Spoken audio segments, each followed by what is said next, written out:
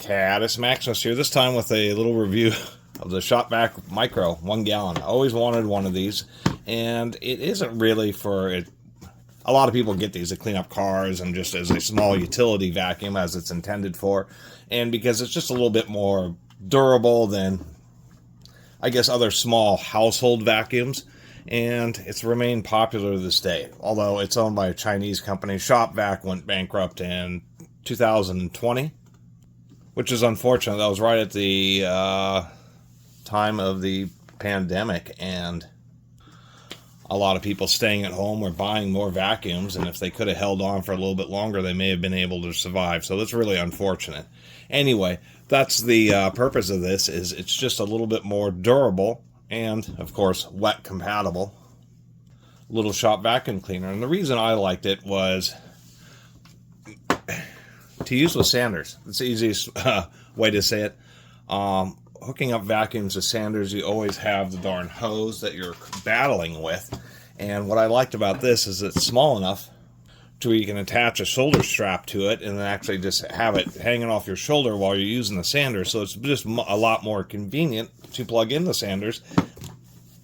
Since they're still making it, they're made in China now, you can easily find bags for it.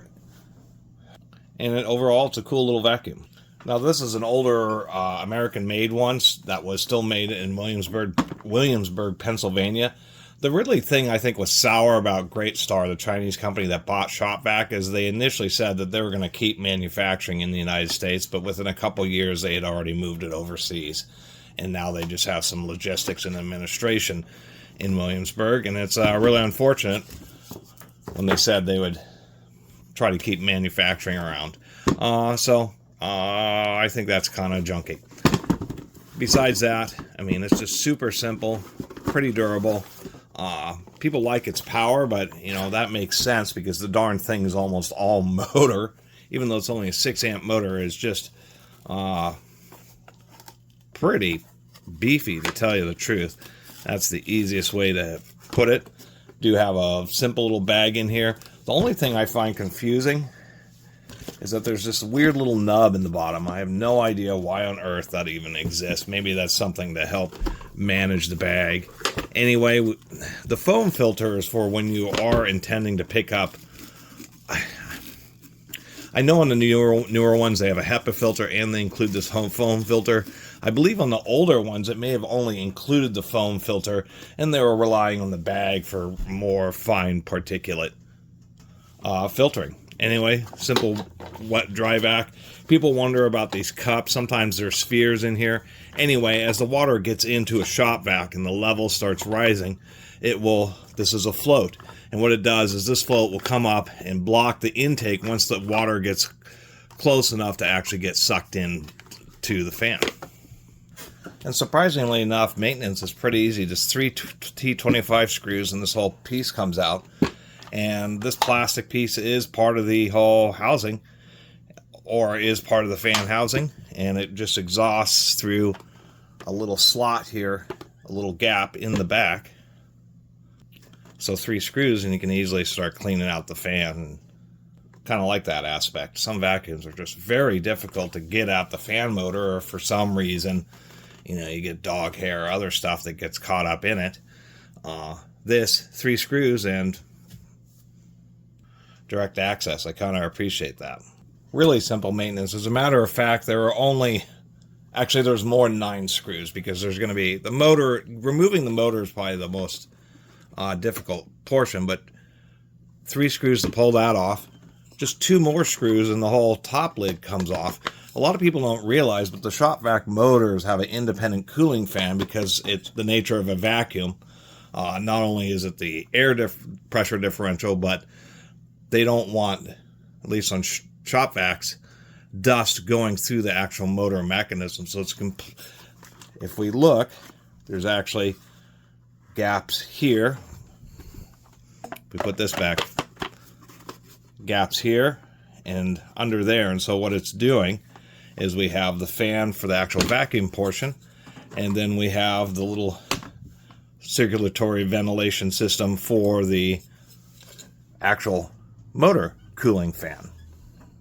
And it sets up enough of a pressure differential so it pulls in from this area and then exhausts out through this area. 2 more screws that are associated with the cord pinch, and the whole top part comes off. And I was incorrect. The motor screws actually come down through the top, so you just have to remove the fan if you're actually removing the motor. It's a little bit of a strange motor design.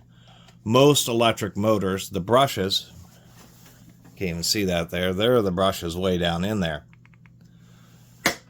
On brush motors, the commutator and the brushes are at the opposite end of the motor of where the work's being done. So this would be the spindle where the main fan is, but since they have a secondary fan to cool the motor itself, this is technically 2 fans, they had to make a choice of whether they're going to have the brushes up here or the brushes down there. And for whatever reason, they chose to put the brushes down there. I don't know exactly why that is, but there must have been some kind of, design choice for that.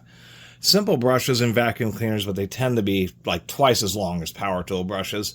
When a set of brushes wears out on a vacuum motor, usually you have to also replace the bearings. It's just a simple press-in rocker switch, since it is a 720 watt motor, just 6 amps. If this switch ever gives you trouble, you just pop this open, just pop those leads out, and this is just a universal standard push-in switch. So it actually is pretty easy to replace the switch, and maybe a little bit more difficult to, well, actually it's not that difficult to replace the power cord because it just has spade terminals too, and then a ground wire that connects to the motor body. Surprisingly enough, this cooling fan, because of how high-speed vacuum cleaner motors are, there's actually quite a bit of air that blows out through this vent. So that's indeed what it's doing, is it's sucking it in, blowing it right against the motor, kind of swirling around inside the motor casing. That's why there's extra airspace around it, and then exiting out down there. But most people don't see the vacuum cleaner motor by itself.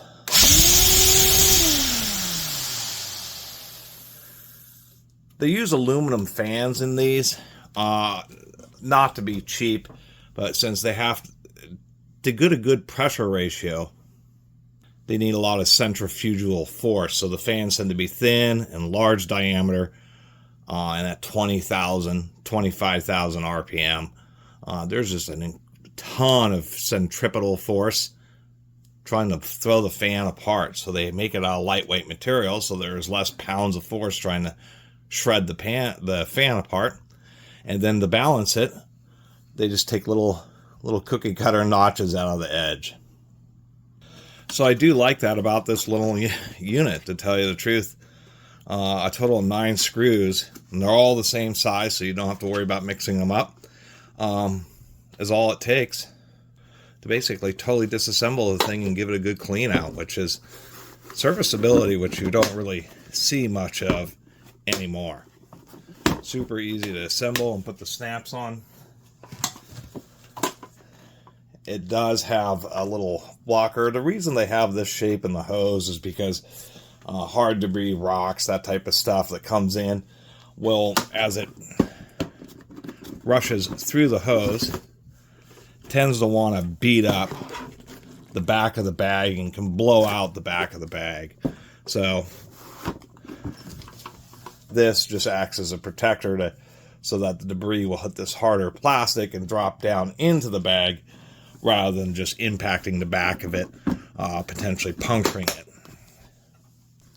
It is a standard 1 1/4 inch friction fit shop vac hose, and really not a lot else to say about it. Bags are pretty cheap, around $1, $1 to $2 a piece, depending on the quality of the bag that you buy. And as a little dust collector for sanding,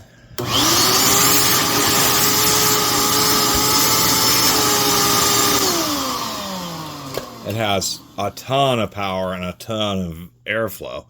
And the little bags, since they're cheap, are actually worth buying. And it just makes dealing with the dust easier because it's in a bag. I guess the only other thing is, I do like that they have put this whole reinforced collar on the front of it, so it actually prevents the front of this from getting broken out from the stress of the hose. But Everything else is an afterthought. There's absolutely no tool storage.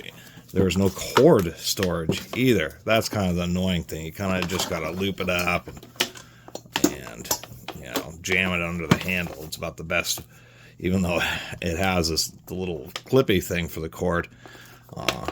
Doesn't really do you much. So that's all you can really do is kind of just take it and jam it in there like that. Anyway, there's my little video and super simple and easy teardown of the Shop Vac Micro, which they still make and sell. Be careful on Amazon. Amazon's getting worse and worse with multiple sellers and the way it recommends items. I think it's hilarious when I search for Shop Vac Micro that Shop Vac sells directly on Amazon, factory direct, and they want $70 for this thing. But like you scroll down half a page and there are third-party sellers selling the very same Shop Vac, you know, the very same model number for like $50. So got to be a little careful for that. And at $50, I think it's pretty, it's a worthy little vacuum.